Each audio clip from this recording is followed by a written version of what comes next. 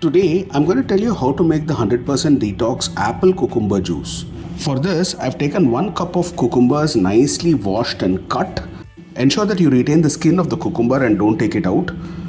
Next, we add another cup of apples nicely washed and cut. Preferably, they could be the red apples because they are more juicy than the greener ones. Next, we add a piece of nicely grated and cut ginger. To give us a fresh aroma, we then add some coriander leaves to this. This is both healthy and gives us a very good aroma. We will then add water enough to completely submerge all of these vegetables and begin grinding it in a mixer grinder. Now, we will then pass it through a sieve so that all the hard particles come out. And to this, we will add some lemon juice, which is important to give us a tangy taste.